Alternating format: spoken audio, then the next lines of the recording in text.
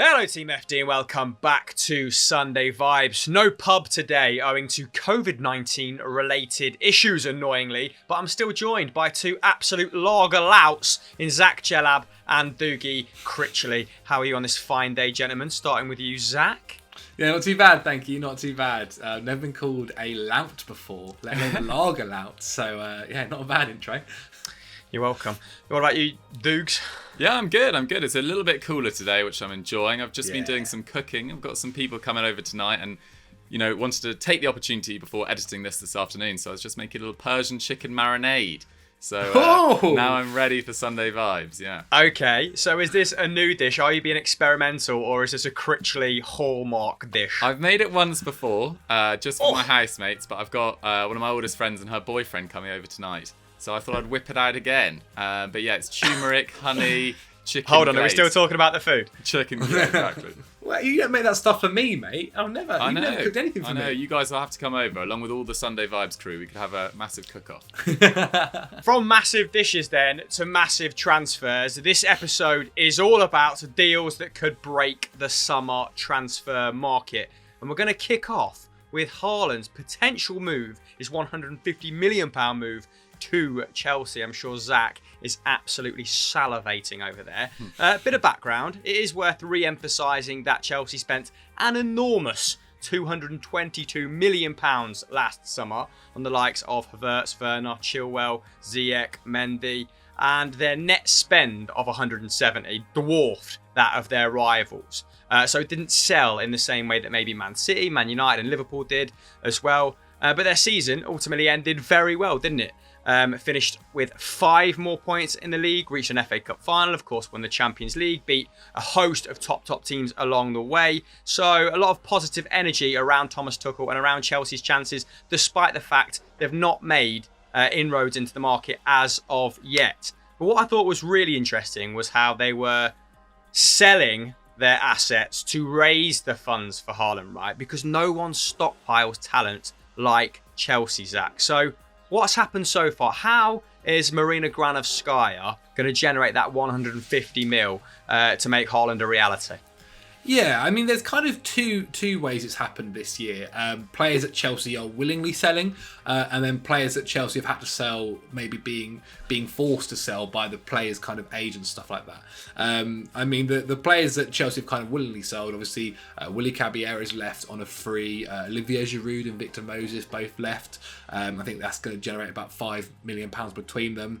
And then you move to more of the kind of the bigger names, like Fikayo Tomori's obviously joined AC Milan after his 6 months on loan last year in Italy for £24 million, and along with that, Chelsea's kind of youngsters, and I think this is more of players that maybe Chelsea didn't necessarily want to let go of just yet.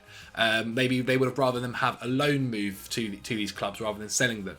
But for instance, Mark Gehi's obviously gone and joined Crystal Palace, where I think Chelsea are going to be getting something like 18 to 20 million pounds for him. So for a player that's never played in the first team, never got a single Premier League minute for Chelsea, and is only 21 years old, to get 20 million pounds for him is kind of really, really good on their part. I think he only had like 18 or a year left on his contract or so at the club. And the other one is Lewis Bate as well. Again, never played a Premier League minute for them. I think he might have just about played in the FA Cup or something like that. He might not have. I can't quite remember.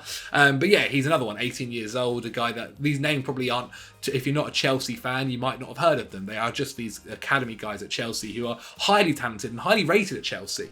But they've got to a point now, I think, in their career where they've looked at, say, maybe Billy Gilmore, who's now gone on loan to Norwich, and say, okay, Billy can't get into the team this year. He's had to go on loan. We might not have a chance anyway next year, especially if they're continuing to go and sign these highly rated players. Obviously, we're linked to Haaland this year, but we've also seen us linked to a few others as well. And so yeah, Lewis Bate has gone to Leeds, and he's gone. I think it's only like £1.5 million. But again, for a player that's been with you since 10 years old, 8 years old, to kind of and then not to have maybe played a single Premier League minute yet, just to get a decent little figure for them helps. And so I think there's a few of these little transfers that may not have a lot of money kind of around them, maybe a couple of million here and there, but they all start to add up. they all start to add up. They're not the only ones at the moment. Tino Livramento is linked to Brighton.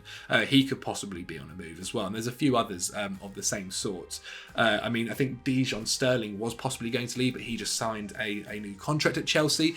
And so there's this battle at the moment, because I see a lot of Chelsea fans quite annoyed. They believe it's like, well, if you're not going to sit here and fight for the club, why then yeah, go and leave. You weren't going to make it anyway if you don't have that ambition. But if anything, I kind of view it the other way. It's like, if these guys they could have sat in the loan system. They could have spent the next 3 years going on loan, doing the hard routes, and then trying to then eventually get into the Chelsea first team. But instead, they've gone, you know what? No, I believe in myself. I back myself. I'm going to leave now, and try and prove myself and show that I'm good enough now. Like, we see it all the time. These Premier League youngsters are getting their debuts at 18, 19. They're good enough, and Chelsea have done that a couple of times. Like, obviously Callum Hudson-Odoi started when he was 17, but it looks like now, with the way we're moving, obviously that era with Frank Lampard, when we had a transfer ban, it was much easier to get youth into the squad then.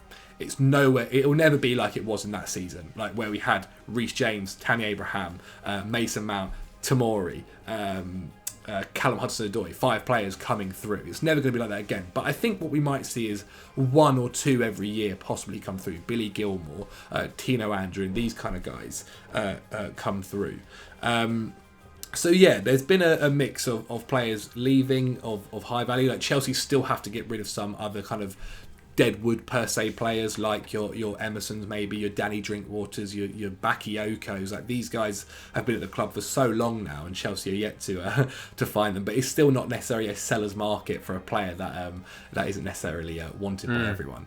But that's kind of. I like it. Some coverage of the academy. We don't normally foray into that, do we? So very interesting. And of course, of the names you mentioned there, Zach, Tomori, who went for £24 million after that brilliant 6-month loan spell at AC, has brought in the most money so far. Yeah. But there is some more names coming in, and until these other names are sold, which you're going to touch upon in just a second, Doogie, I mean, we're at Football Daily largely unsurprised that Chelsea haven't spent any money yet, because they announced in December, of course, didn't they, that they were £40 million down in revenue. So they are going to have to sell more players, and maybe they will be of more of a greater stature than Zach just mentioned, Dukes. Yeah, I feel like, as Zach says, they're losing the players that they wouldn't necessarily want to, given their age and stage. Like, they're not going to make massive amounts of money on Lewis Bate, etc. Whereas if you sell a Barkley, a Bakayoko, an Emerson, etc., you'd expect, around £20 million. So they'll definitely be looking to shift those guys for the rest of the window. But this problem of losing some of their youth has been going on at Chelsea for years and years, and they've got a very successful system, which has worked, has brought a lot of success. But there have been, players that have gone through the cracks. I think Tarek Lamptey's obviously left to Brighton after very few appearances for Chelsea. Mario Pasalic is now killing it at Atlanta. Jeremy Boga at Sassuolo as well. But it seems like players, are now sort of taking their sort of path into their own hands and basically just deciding, if they don't see a clear pathway to the first team in the next couple of years, I'm off. I'm going to run down my contract and leave. And there's been a lot of speculation around Callum Hudson-Odoi, which I think has been pretty interesting all summer long. But actually, I was reading an Athletic article yesterday, and they said they've got no desire to sell him whatsoever. He's returned to pre-season in great nick, apparently. It's his first pre-season, I didn't realise, since 2018-19, or at least first full pre-season. And obviously, he started pretty well under Tuchel as well. He made 13 appearances during his first 2 months in charge, but only featured 5 times, totaling 172 minutes in the final 16 games, was left on the bench for the Champions League final. It seemed like his future was a little uncertain, but from what we're hearing from The Athletic now, there's no desire to sell him. He's on £120,000 per week as well, so it's going to take a hell of a fee to get him off Chelsea's books. And his record at Chelsea is actually pretty impressive as well. 13 goals and 16 assists in 98 games. He's only 20 years old. Only 44 of those 98 games have been starts as well, so his output's pretty solid. The only issue with Hudson-Odoi is you don't know quite where he fits into Tuchel's current 3-4-3 or iteration of that.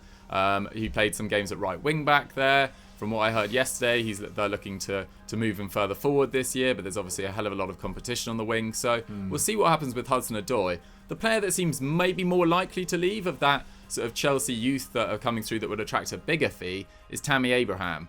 He only played 17 minutes in the final 3 months of the campaign. The Athletic claimed that he's open to joining Arsenal. Chelsea want £40 million for him, but Arsenal only want to sign him on loan because obviously their funds are quite tight this summer, having spent on Lukonga. Ben White looks like it's going to be completed in the next few weeks as well.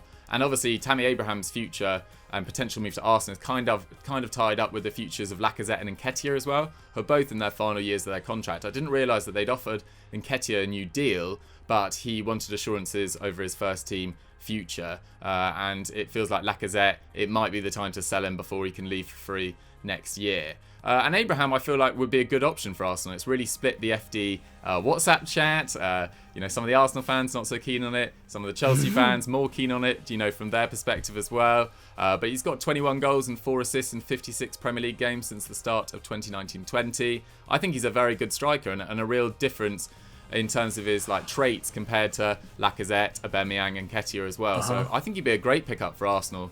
£40 million.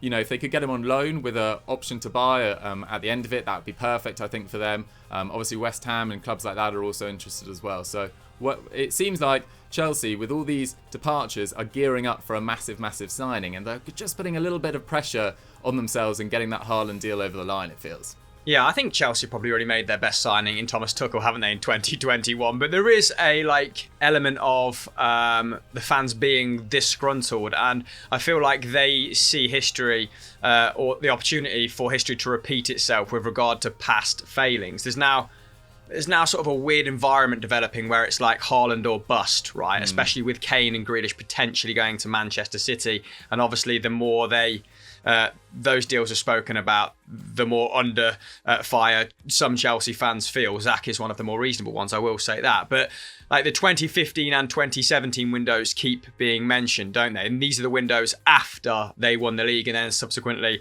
lost the league. So in 2015, they signed Pedro, Boba Rahman, Asmir Begovic, Kennedy and Falcao, and lost some pretty big names in Ramirez, Cech, Felipe Luis, Cuadrado and Salah.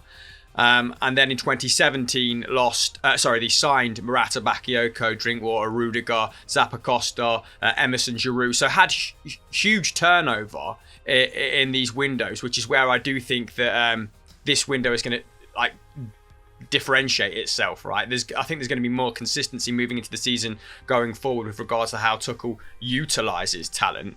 But yeah, I think a lot of Chelsea fans think they're standing still with regards to past windows. There were 19 points off Manchester City last term, and I do think that Tuchel over the course of a full season does bridge that gap tremendously, particularly with the 2-3-5 system he was playing. That's becoming the de facto attacking shape for a lot of teams in the Premier League now, isn't it? So how do you feel? How do you feel Zach? Do you think it's history repeating itself, or are you a bit more confident than some Chelsea fans on the interweb? Yeah, I think I'm a bit more confident. I'm a bit more of an optimist than a pessimist, that's for sure as well. But I think the other difference now compared to then is we have a really young squad. We just had a summer where we brought in 7 different players. Half the wingers can't get into the starting lineup, let alone trying to sign more wingers. I saw we were linked to Kingsley Coman at one point. It's we don't need him. We've got Callum Hudson. So in the formation that we play, you have about 6 different players fighting for 2 positions. Mason Mount, Callum Hudson-Odoi, Christian Pulisic, Kai Havertz, Timo Werner, Hakim Ziyech. 6 different players. Add in Ruben Loftus-Cheek possibly as well, Conor Gallagher if they don't go on loan. And I think you have a squad. I think the difference with 2015 and 2017 was the squad needed buffing. It needed strengthening during that time. And I think Chelsea fans are right to maybe compare it to that. Obviously, they've been burned twice when it's happened. But I think when you look at this squad, you have a Kai Havertz who at the end of last season really started to show that he was finding his way in that Chelsea team, whether that was up front on a false 9 or wherever he was playing. You've got a Timo Werner who didn't necessarily have a good season last year, but I still think it was either was it 22 goal involvements in his down year, or 27? I can't quite remember. That's something along there.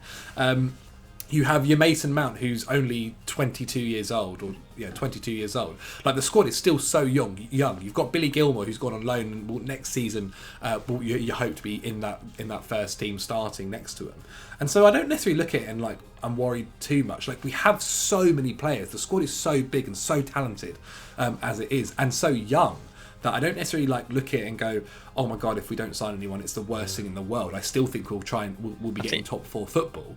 But I do understand why they're worried, because they do want to capitalise. But I kind of look at it and go like, really, if we don't get Haaland, I don't see the point in buying another person, because I don't think they'll do as good, like they're needed. I think what the sticking point is, that, or the mentality of some fans, is that they see Chelsea as selling off the future while bringing no one in, right? But it's understandable. It's understandable. Let's move on from Chelsea then, because I think we spent a good 10-15 minutes on Chelsea, and move towards Harry Kane going to Manchester City, because that is quite a frightening prospect and would probably throw the other teams' transfer plans into disarray, wouldn't it? Now, according to The Sun, Harry Kane is set for a £160 million transfer to Manchester City, with Daniel Levy finally agreeing to let the striker go for that astronomical fee.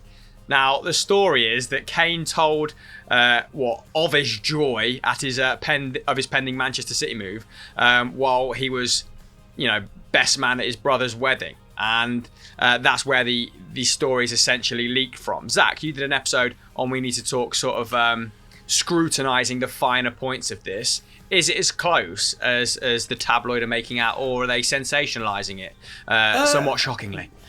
I think they're definitely probably sensationalising it to a bit. I think it's weird, because they put it on the front page of their newspaper, which is very, very rare for the sports side or a transfer to be on the front page. I think the last time I can remember it is like when Bale left, or when Cristiano Ronaldo left Manchester United. Like, they have to be these big stories. And obviously, if Harry Kane did leave for this fee, it is a big story. He'd be earning the most amount of money at City, supposedly £400,000 a week, and he'd be breaking the British transfer fee record as well. So you understand why they put it on the front page. When you look into it, there are like things that do make it seem legit. So Charlie, who is Harry Kane's brother and his agent, it was his wedding. It was on Sunday just gone, and supposedly Daniel Levy called them on Friday, not Friday just gone, the Friday before, that he had made a U-turn. He's happy to change his decision, and that he will accept a £160 million bid that apparently City have bidded. And then when you Google the article writer's name, I think it's Clemmy Moody. Yes. Weirdly, and like, I'm really like, normally when I talk about this stuff, it's like, that's rubbish. But Charlie, who is Harry Kane's brother and agent, follows Clemmy, and they have known each other for a while. Clemmy has also known Harry Kane since he was in the under-21 squad for England. So like, they know of each other, and like, it is. Yeah, and if you want to be cynical as well, Zach, there was those rumours, wasn't there, post-Euros, that Kane was contemplating not returning. I don't know how legitimate they were, to training in order to force his way out of Tottenham, which is of course a tactic adopted, by a lot of players before him prior to big moves. Yeah, exactly. And the other thing as well is like, whether she was at the wedding, I don't know. Whether she's spoken to someone that was at the wedding, those details haven't come out. The only other like thing as well that back it is like Sam Lee, who is a Man City correspondent, and he very much kind of like tier 1 for when it comes to City news. He kind of like said it seems legit. It seems like a legitimate thing. He said he was going to do his own research into it. And other people have kind of come out. I mean, other kind of reports have come out since and been like, I don't think it's anywhere near as done as it's made out in the article, because the article basically says like they've just got to dot the I's and cross the T's, whereas I think the others have kind of come back and said there's still a bit to happen. Well, the Ornstein did say, I'm not sure Manchester City are ready to go to that level, referring to the £160 million fee. And he also said, and I'm quoting here, if it does happen, I think it will be towards the very end of the transfer window. And Sam Lee, who we were speaking about before, he did say it seems legit, but then he also conceded that the fee was a bit wishy-washy. So I expect that to be like... Always good. Yeah, that could fluctuate quite significantly. But yeah, thank you for that, Zach. Myth busting. I mean, it feels a little bit redundant to ask, Dukes, but I mean, like, would he make Manchester City as invincible as everyone's making out? Yes, probably, to be honest. If he's on the pitch regularly, I think he'll add so much quality. I mean, he's clearly been, along with Aguero, the best striker in the Premier League over the last 5-6 years. I think he's got 5 seasons of 20-plus goals. I think the record's 7. He's on track to break the all-time Premier League goal-scoring record, which is clearly something from that interview with Gary Neville that really motivates him as well. Yeah. And, currently Man City's options at number 9 next season are Gabriel Jesus, Ferran Torres, Phil Foden playing as a false 9, or Kevin De Bruyne. Like, I just don't think that's strong enough to compete on all 4 fronts and win all 4, which they were so close to doing this year, to be honest. And Kane would just make such a difference. And obviously, he's shown a lot of his creativity in this Spurs side over the last 18 months or so. He'd probably be used more as a focal point at Man City, and I think he'd just be absolutely lethal. Last season, their top scorer in the league was Gundogan with 13. You'd expect Kane to get at least double that, and they still won the league by 12 points. Kane obviously won the Golden Boot by 20 with 23, also got the most assists, and he's just been phenomenal for a number of years now. Gabriel Jesus had a bit of a down year last year. Ferran Torres seemed like an excellent finisher, but I really wouldn't back either of them to get over 20 league goals. We still haven't seen that from Gabriel Jesus, and it's his 5th. He's done 4.5 years in England now, I think. So, yeah, he'd be a phenomenal acquisition for Man City. I'm pretty sceptical about the source of this and the news around it. I mean, Alistair Gold as well, who's pretty much the go-to guy for Spurs news, says it's nowhere near done, etc. So we'll see how this materialises. But the good news for Spurs fans is that they've got Son down to a new deal as well. Yeah, he announced this morning, we were filming on Thursday, of course, that the South Korean, this was Tottenham, the South Korean had signed a new 4-year contract running until 2025. And a lot of people, maybe the more cynical people, are observing that maybe he's sanctioned a wage rise of epic proportions in anticipation of letting Harry Kane go for a fee of epic proportions. But anyway, that is all just conjecture at the moment. But I think it's quite interesting who Manchester City would potentially be willing to part ways with to fund this move, in the same way that we observed who Chelsea would have to let go in order to raise 150 million for Haaland. Because I actually think that Gabriel Jesus gets an undue amount of stick. Like, he's still 23. I know you mentioned he hasn't clocked over 20 league goals in his time in England, but he's still averaging a goal every 148 minutes in the Premier League, which is 4 minutes behind Aubameyang. And I think the season just gone by, he clocks up the most minutes to date in the Manchester City shirt in terms of in the league. I think it was 2,060 minutes. Had a bit of a down year, didn't he? But still 13 goal contributions in 22, 23 starts. Like, it wasn't bad for a team that were heavily rotating that forward line at various parts, and playing KDB as a false 9 when he returned from injury. So Jesus was sort of in and out of the side, maybe sometimes playing from the flank. And I think he could be a great pickup for someone if they were willing to let him go to fund this deal. Zach, you were talking about Bernardo Silva before we came on. Yeah. What have you read about that? Well, I was just going to say, I can't remember his first name, but he's another kind of a high-end City journalist, Blackburn. Martin Blackburn. Yes, exactly. He said that actually Gabriel Jesus has apparently been told he's not leaving. He's plans for next season. Yeah, exactly. But the player that apparently City are willing to let go is Bernardo Silva. Bernardo Silva has made it, I think, kind of public news that he does want to leave Manchester City, even though Pep Guardiola loves him so much. I think he's one of his I love him so much. I love that from that interview. But yeah, no, he really does. He's one of his favourite players. He's so versatile for him. He can kind of play anywhere in that midfield or even on the front line, to be honest. And that supposedly Silva's ideal location is Barcelona, but with the way Barcelona's financial situation is at the moment, I don't think they can really afford to get him, especially when they're trying to still sell players so they can just get Lionel Messi on a new contract. So whether it's Barcelona or maybe another club, it seems like Bernardo Silva is that guy that they're willing to let go of. And supposedly that's also what's going to help generate funds for Jack Grealish as well. Supposedly they're going for Harry Kane and Jack Grealish in the same summer, which is ridiculous, mental, frightening. 250 million supposedly is what they're spending. Okay, Doogie, question. No, actually. Okay. Let me pivot this question.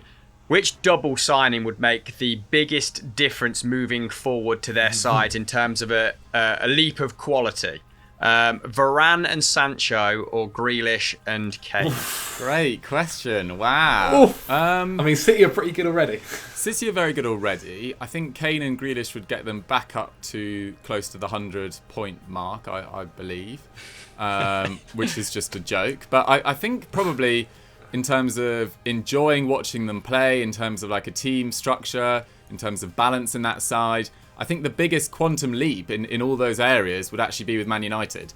Not necessarily on the points table. Like I think they'll definitely rise up, and I'm not saying they'll challenge Man City next year, but I'll definitely enjoy watching them a lot more with a right-hand side that sort of works.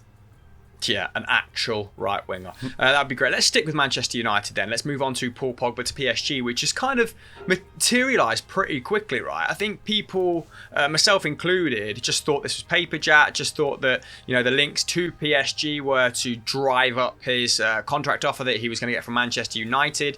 But there's now pretty widely spread or wide-ranging rumours, easy for you to say, that he's agreed personal terms with PSG. And then United report on Twitter this morning announced that the Frenchman had rejected a deal at United worth £350,000 a week, which of course added more fuel to the fire. And yeah, the Mirror have since come out saying that Manchester United open to offers between 50 and 60 million pounds to sell the Frenchman, who of course is in the last year of his contract. So, I mean, Dukes, how do you see this one playing out? And say you were Manchester United's director of football, what are you weighing up here, and where arrives the point wherein you actually see his future elsewhere, or when is it worth selling him, so to speak? Yeah, I mean, to be honest, I think they've done, if that report is true and they offered him £350,000 per week, I mean, they've done everything they can to persuade him to stay, and I think they wanted him to stay. You know, Man United next season have a much better chance of challenging for the league and for cups, etc. with Paul Pogba in the squad by distance. I mean, 350k would make him one of the highest earners in the Premier League. I think only David De Gea would be clearly ahead of him on 375. So fair play to the Man United's hierarchy, and I think now they just, if he doesn't want to sign that deal, he's got a year left on his deal. If they can get 50 to 60 million pounds for him, you 100% take that, given that, you know, Bruno Fernandes, Donny van de Beek can play in the roles that Pogba does best. He was used on the left wing last year, where obviously Marcus Rashford's going to play. Now that Sancho is permanently, you know, nailing down that spot on the right, hopefully. So I think Man United have kind of done everything they can with this. I think most Man United fans would be appreciative of Paul Pogba at Man United and his time there. Maybe a little bit disappointed in terms of moments in his career. Maybe it didn't go, you know, some down seasons, some down moments. Obviously, the pressure on him is like any other, pretty much no other footballer on earth. I don't think any other footballer creates as many headlines, either way, positive or negative, unfairly at times, obviously, I have to state. So I think if they can get £60 million for him, or over £50 million, they've got to do that, really, for their balance sheet more than anything. Is that what do you make of the whole scenario? Yeah, I mean, the way PSG are bringing in players at the moment is quite frankly scary. I mean, that is probably the best squad in the world, if I'm being quite honest. Bringing in obviously Donnarumma on a free, then bringing in Hakimi to fix that kind of right back issue, and then adding Paul Pogba to an already great midfield that has Neymar and Mbappe up top is quite honestly frightening.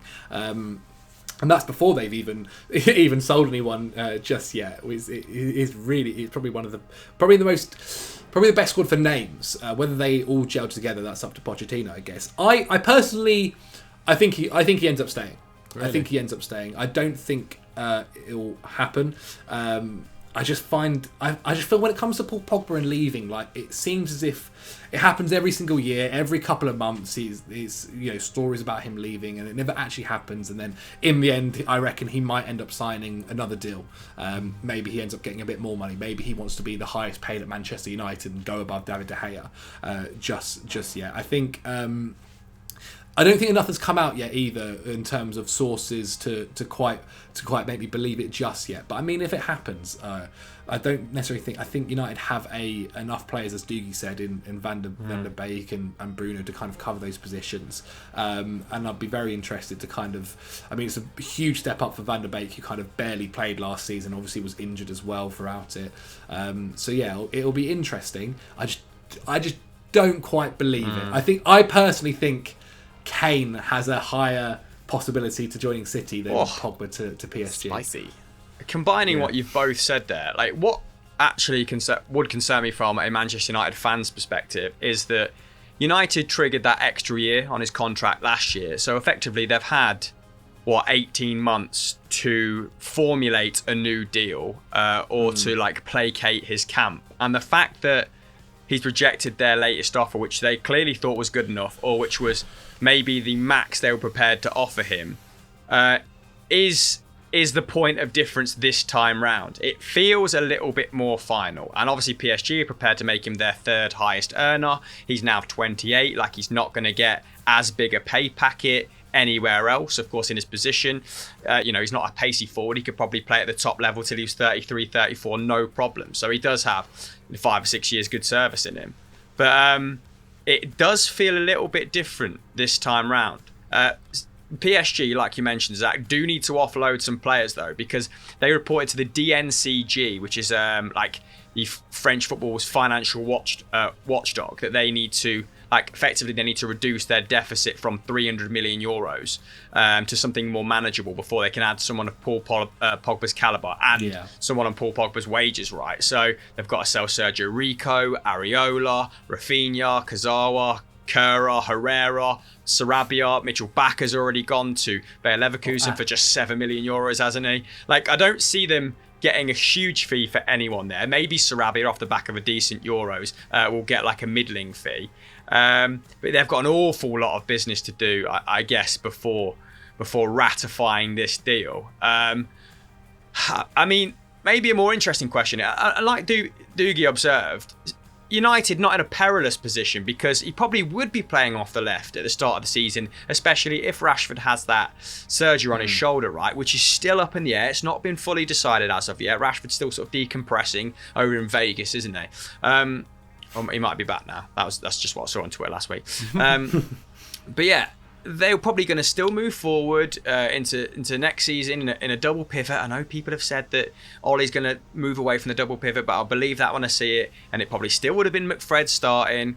But now they can maybe use those funds they were going to allocate to Pogba's wages to bring in a truly world-class sort of shielding midfielder or box-to-box midfielder. Obviously, Ndidi's been mentioned. Saul Niguez has been mentioned.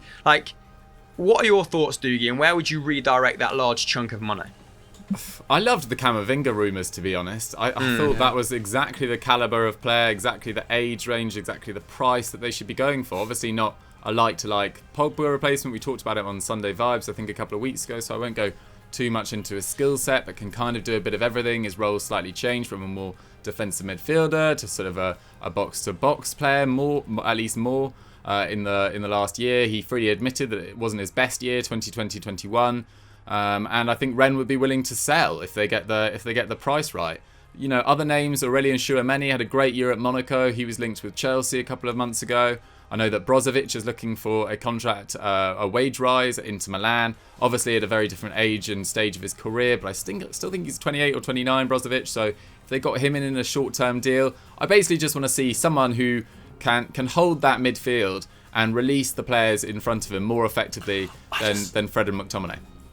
I find it hard to see, if I'm Pogba, I don't get where, he's been asking all this time for the club to strengthen, right? And they've just gone and got Jadon Sancho. They've finally got the right winger. They look like, and hopefully it does happen, I do hope it happens, that Varane is going to join as well. They've got that kind of sorted. It's because he's not the centrepiece of the side, right, is he? That's Bruno Fernandes now. It's just a weird transition has just happened. And where does he hasn't nailed down a position. He's still very effective when used well, but they can probably get away with selling him. What do you think?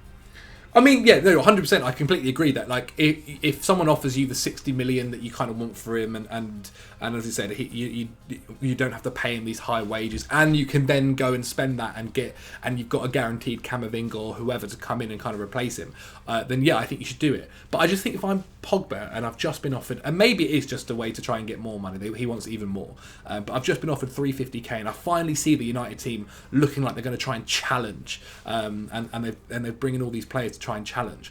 I think it's then such a weird move to go, okay, I'm going to go to Ligue 1. That's nothing against Ligue 1 at all. I think it's actually probably improved over the past couple of seasons.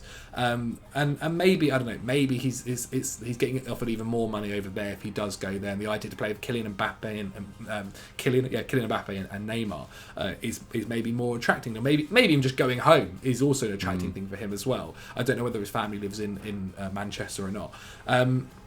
But I just feel like finally you've spent so long at that United team waiting for it to get good again, and it looks like it's about to get good again, and you're just going to go away. But then, like, I find that difficult for me personally. I suppose he's just thinking that even if, you know, we've just talked about it 5 minutes ago on this show, like even if United bring in Sancho, Varane, no one really sees them winning the Premier League title next year. No one sees them challenging for the Champions League. Like, I would be amazed if PSG didn't win the league last year, and I think they're strong favourites for the Champions League as well, and they'll be even stronger with Pogba. So if you want to be at the top level and winning trophies consistently, then I think moving to PSG at this stage of his career makes perfect sense.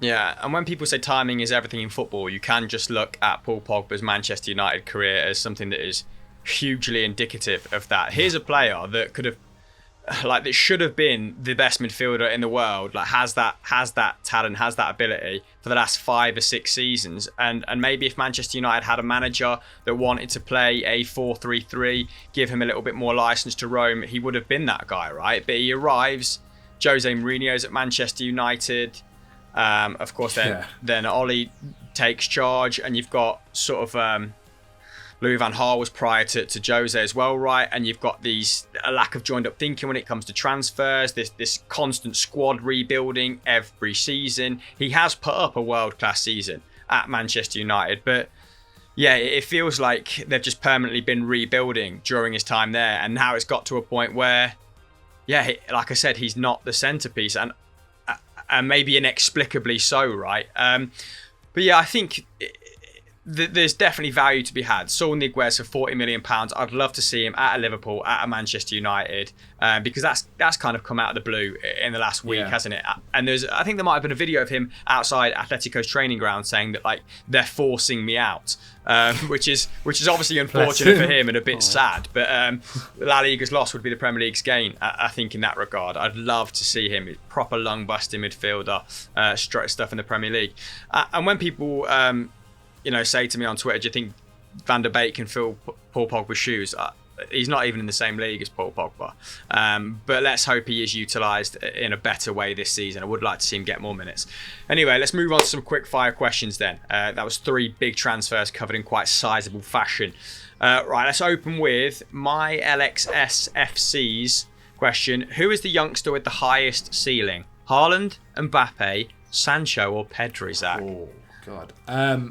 I think Mbappe, just because he can do everything. Like if he kind of reminds me, I think eventually he's going to kind of move into, if not already at times, he's sometimes playing on the wing, but he'll move into that striker mould, and that'll be it forever, and he'll just dominate the league. I think it'll probably be between him and Haaland, continuous to kind of like fighting for the best in the world or so. But he just kind of has so much more in his locker that he can kind of do more. But I mean, I can also possibly accept an argument for Haaland as well. Dukes, what do you think?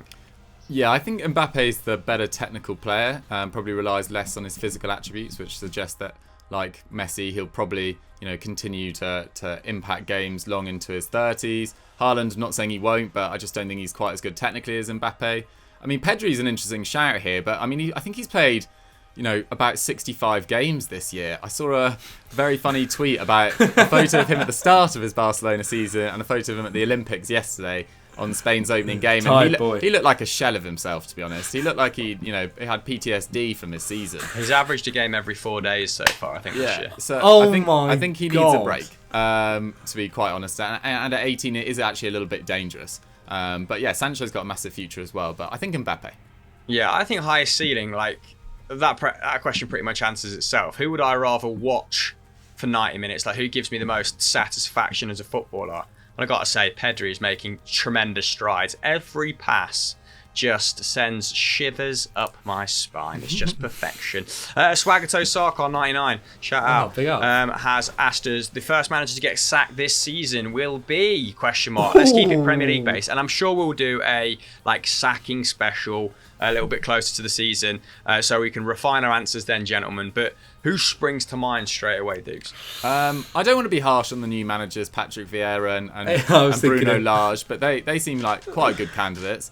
But I'm going to go Steve Bruce because I don't think the fans are just so unhappy with his presence, and they've had a really bad window so far, and it just feels inevitable that he will get sacked at some stage. There are just some managers that don't fit well with certain clubs. I remember when Rafa Benitez went to Chelsea, it just felt inevitable that he was going to be sacked at some stage, and I get the same feeling around Steve Bruce. Hey, Rafa didn't get sacked. He didn't get sacked. Did he not?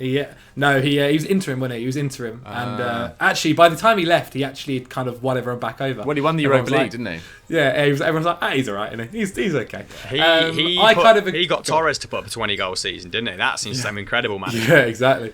I kind of agree with Doogie. Yeah, I'm leaning more towards the Patrick Vieira kind of side of things. I think Steve Bruce is actually a fantastic shout, especially if their first 10 games aren't great. Good God, good luck to you, mate.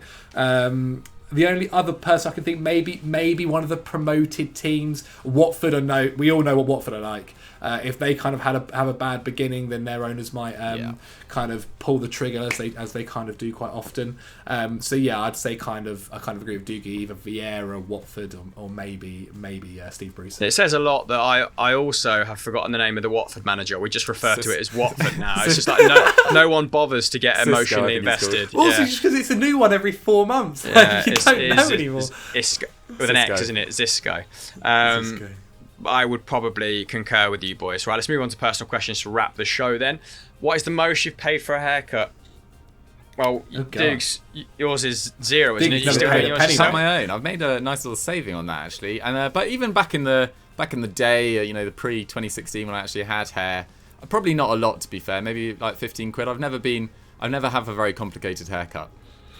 Well, even back in the day when you had an absolute mop, those photos of you travelling are truly haunting. It looks like a completely different person. Yeah, I mean that was just easy to sort of. I didn't really do haircuts back then. I was one of those sort of gremlins that never really washed. Just a free spirit. I just went for it. A free, smelly spirit. One of the guys from the In-Betweener movie. Yeah, exactly. The second one. What about you, Zach? I think 35 quid. Yeah, it's kind of because obviously I've not necessarily got normal hair per se, it's a little bit afro, it's a little bit curly, so kind of go to a bit more of a special barber, but they do a good job. I'm happy. I actually need one, to be quite fair, but at the end of the day I'm happy. That's all that matters. Lovely. I think mine's got to be about 28. Shout out Porters in Brixton and in Dulwich, class barbers. Anyway, let's move on to the last one then, from Brickland Daniel. That last question was from @Griff77775, if I didn't mention that, sorry. Last question then from Brickland Daniel. Which Olympic sport would you be best at? A very timely way to end the show. Doogie, you watch every sport ever, don't you? So you should have quite a good range on you for this. Yeah, I mean, I was just thinking about when I was younger and actually did athletics, and I always did long jump. Quite springy. Ooh, yeah. You've got the legs for long jump, Thank you, Zach. Thank you. I was all right at long jump back in the day. Aerodynamic. So I'll stick with long jump. Nothing too fancy. Yeah, long, powerful legs on those. What about you, Zach? I don't know. I used to be quite good at swimming when I was younger. Maybe that, or probably a shot put or something. I've got quite a stocky kind of build. That. So something like that. I bet you'd be very good at judo, actually. Judo. I used to do karate until my mum didn't like the teacher, and so I had to stop going. I quite like Muay Thai when I did that, which obviously isn't judo, but maybe a martial arts sport, maybe. Yeah, if you kind of harnessed your bear-like strength. Yeah, I could see you being an absolute problem on the mats. Absolute problem. I think I'd go for swimming. I used to be unreal at the breaststroke. I'm not even going to try and be modest. I was like a little breaststroke's quite Bit of hard, frog you know, as spawn. well. It was like a tadpole cutting through the water, and I think it's because I have such short legs. You know, like swimmers are supposed to, a good swimmer is supposed to have like a longer body than their leg, and I think mine are quite 50-50, so that's probably the reason why. And that is how we'll end the show. So we've got breaststroke, shot put, and long jump. I love it. There we go. Okay. Bringing home the gold. All the golds. And talking of golds, Zach, have we got any gold standard shows that we should plug at the end of this? Yes, indeed we do. If you want to find out more about the Harry Kane situation, watch the We Need to Talk I did on Friday. Go over to Snapchat as well. We give you daily content on there as well. What are you saying about AFD, Dukes? Nice. This morning in an hour's time, if you're at 10 a.m. On Sunday, we're doing 10 swap deals that could happen this summer. Some really good names in there, so go check it out. Sweet. Like this video because it does help with the algorithm. Subscribe to the channel with notifications on, and we'll catch you next week on Sunday Vibes when hopefully we'll be back in the pub. Bye.